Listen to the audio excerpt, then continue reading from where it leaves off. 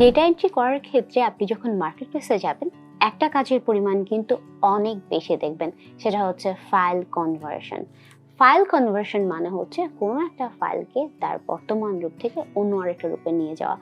যেমন হতে পারে আপনার কাছে একটা পিডিএফ আছে, সেই পিডিএফটাকে ফাইল কনভার্সনের মাধ্যমে আপনি ডক্সে নিয়ে গেলেন বা এক্সেলে নিয়ে গেলেন। তো এটার জন্য আমরা সাধারণত অনেক অনলাইন বা অফলাইন টুলস ব্যবহার করে থাকি। প্রথমেই আমরা একটা অফলাইন টুলস নিয়ে কথা বলবো, যেটার নাম হচ্ছে অ্যাডোবি অ্যাক্রোব্যাট। কিন্তু আমরা সাধারণত অ্যাডোবি অ্যাক্রোব্যাটের মাধ্যমে কিন্তু নর্মালি যে এডিটটা আছে সেটা করতে পারি না, শুধুমাত্র পিডিএফ ভিউ করতে পারি।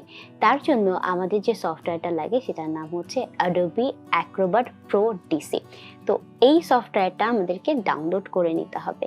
চলুন আপনাদেরকে আমরা আবার স্ক্রিনে নিয়ে যাই। স্ক্রিনে নিয়ে গিয়ে এই সফটওয়্যারটার প্র্যাকটিক্যাল ব্যবহার দেখাই। তো যখনই আমরা এই অ্যাক্রোব্যাট প্রো ডিসিটা ব্যবহার করব, এটার জন্য আমাদেরকে fileshare.com বা যে কোনো সফটওয়্যার প্ল্যাটফর্মে যে এই সফটওয়্যারটা ডাউনলোড করে নিতে হবে এবং এটা আপনারা ডিরেক্ট ডাউনলোড করে নিতে পারবেন এখান থেকে আপনাদের ভার্সন অনুসারে কম্পিউটারের। আমরা কম্পিউটারে অলরেডি অ্যাডোবি অ্যাক্রোব্যাট প্রো ডিসিটা ওপেন করে রেখেছি। এখানে যখনই কোনো ফাইলকে কনভার্ট করতে যাব, আমরা মাই কম্পিউটার থেকে ব্রাউজ অপশনে ক্লিক করে আমরা ওই ফাইলটাকে এখানে আনবো। ধরুন আমাদের এখানে যে ফাইলগুলো আছে এর মধ্যে একটা ফাইল আমরা এখানে আনি। এখান থেকে ধরুন এই ফাইলটাকেই আমরা এখানে আনছি। তো এটা একটা ইনভয়েস এবং এই ইনভয়েসটাকে যদি আমরা মাইক্রোসফট ওয়ার্ডে কনভার্ট করতে যাই, তাহলে আমরা এক্সপোর্টে যে এখানে দেখবেন যে অনেকগুলো অপশন আছে। আপনি Word, spreadsheet, PowerPoint, image সবগুলোতে এক্সপোর্ট করে নিতে পারবেন। শুধুমাত্র এক্সপোর্টে ক্লিক করলেই হবে, তাহলে এটা এক্সপোর্ট হয়ে যাবে এবং আপনি এখান থেকে সিলেক্ট করতে পারবেন যে কোথায় এটাকে এক্সপোর্ট করবেন।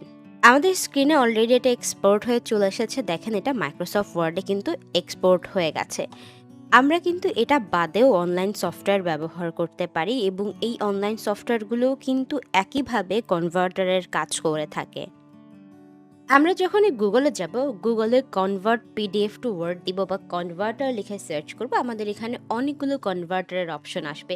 প্রথমে দেখছেন স্মল পিডিএফ আছে, আই লাভ পিডিএফ আছে, পিডিএফ অনলাইন, ইভেন কি অ্যাডোবির যে সফটওয়্যারগুলো আছে সেগুলো আছে, যেটার মাধ্যমে আপনি ফ্রিতেই পিডিএফকে ওয়ার্ডে নিয়ে যেতে পারবেন।